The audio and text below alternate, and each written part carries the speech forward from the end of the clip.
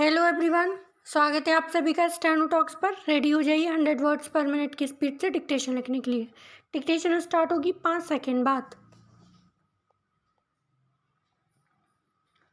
किताब कर्फ्यूड नाइट के मुताबिक 1947 में जब देश विभाजन होने जा रहा था तब सवाल ये था कि कश्मीर किसके साथ जाए। विलय पर फैसला लेने के लिए कश्मीर के राजा हरी सिंह और शेख अब्दुल्ला ने दिल्ली से समय मांगा था।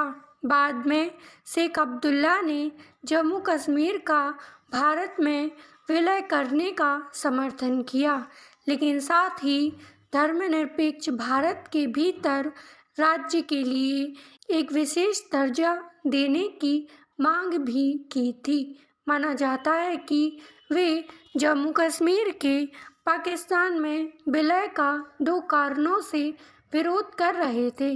पहली, वह पंडित जवाहरलाल नेहरू के दोस्त थे और जिन्ना की राजनीति के विरोधी। पैराचेंज।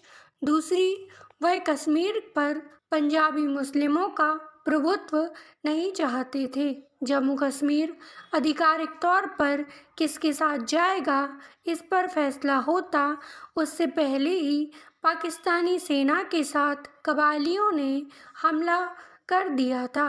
ऐसे में कश्मीर के राजा हरी सिंह ने बिना स्पेशल दर्जे के ही तुरंत भारत में विलय करने का फैसला लिया। शेख ने भी इसका समर्थन किया। तत्कालीन प्रधानमंत्री नेहरू दिल्ली और कश्मीर के बीच शेख को ब्रिज मानते थे।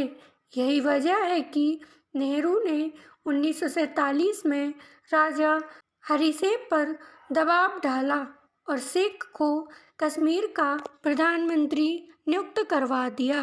पैराचेंज। आज़ादी के बाद भी राज्य से संबंधित फैसलों के लिए नेहरू शेख से बात करते थे।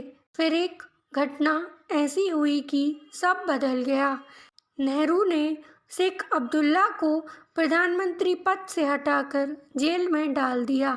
बॉम्बे हाई कोर्ट के पूर्व वकील द्वारा लिखी किताब 370 आ कॉन्स्टिट्यूशनल हिस्ट्री ऑफ कश्मीर में लिखा है कि नेहरू ने 31 जुलाई 1953 को एक नोट शेयर किया था। नोट में कश्मीर की सदर ए रियासत को राज्य में चल रही अनियमितताओं के चलते कुछ लोगों को पद से हटाए जाने की बात लिखी थी। एक हफ्ते बाद नेहरू ने एक पत्र लिखकर शेख अब्दुल्ला को प्रधानमंत्री पद से हटा दिया। पैराचेंज। उनकी जगह बख्शी गुलाम मोहम्मद को प्रधानमंत्री बना दिया। शेख को प्रधानमंत्री पद से हटाने के पीछे उनकी भारत सरकार विरोधी नीतियां मानी जाती हैं। शेख अब्दुल्ला ने 1947 से 1953 के बीच कई बार कश्मीर को स्वतंत्र देश बनाने की बात कही थी। पद से हटाए जाने के बाद शेख को गिरफ्तार कर जेल भेज दिया गया था। वह 11 साल जेल में रहे। शेख को अप्रैल 1964 में जेल से रिहा किया गया। तब तक उन्होंने आज़ाद कश्मीर की मांग छोड़ दी थी।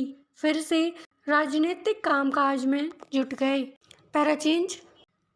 जर्नलिस्ट अश्विनी भटनागर की किताब फारूक ऑफ कश्मीर के मुताबिक फारूक अब्दुल्ला 1965 में जयपुर के MSS मेडिकल कॉलेज से MBBS करने के बाद वे लंदन चले गए।